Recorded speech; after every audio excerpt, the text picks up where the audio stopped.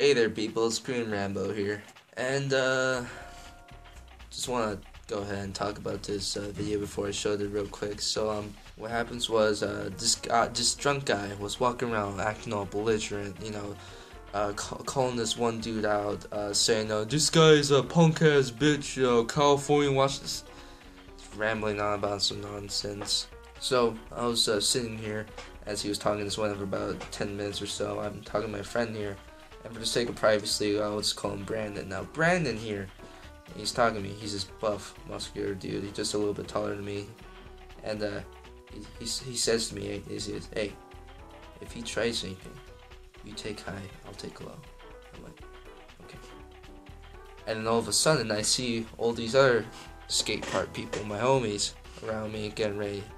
You know, I see one dude getting his brass knuckles ready. I see another dude, you know, just positioning himself back behind the drunk dude to get ready to jump them. And I think to myself, they're all about to kill him.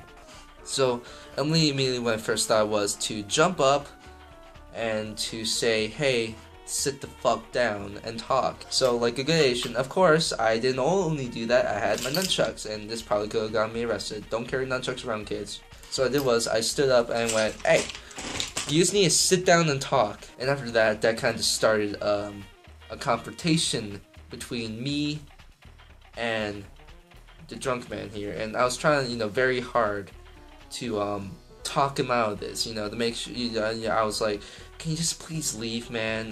Can you just talk it out? I don't want to hurt you." And he's like, "Do something, you know, try it. Hit me, hit me." He keeps on stepping closer and closer. So eventually, I take my nunchucks and I put them down the table. And then I just put my hands here. I'm not gonna hit you. But then eventually started getting closer and closer. So I spread my legs out. I put my hands like this, and because when you have your hands like this, you know, you can push someone if they're getting a little bit too close, or you can hit with an elbow to a hand. There's a lot of options here. This is a very defensive stance, but it also looks very neutral. So I'm just sitting here. I'm talking though, because you know I'm trying to get this guy out of here. I really don't want to fight. So eventually, he gets closer and closer, and I think to myself, okay, I can smell alcohol on this guy's breath. He's obviously not going to want to talk it out. Okay.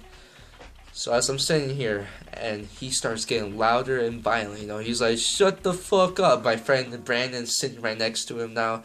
He's like, "Hey man, maybe you should just like sit down and talk." He's like, "Shut the fuck up." And he's like, "Don't talk to me like that." So eventually, it got to a point where he was in the middle of yelling at me, and my friend Brandon here, he looks at me and goes.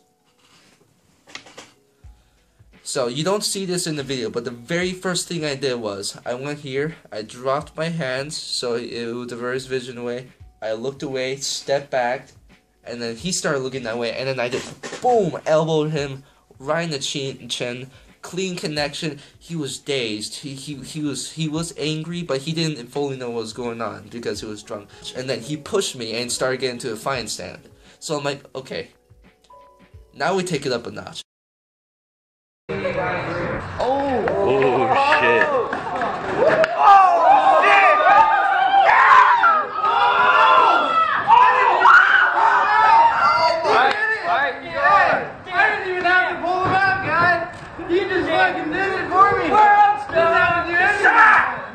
So after that, I pretty much bruised up my hand pretty bad here, swelled it up. It looks better now, but this hand was swelled up.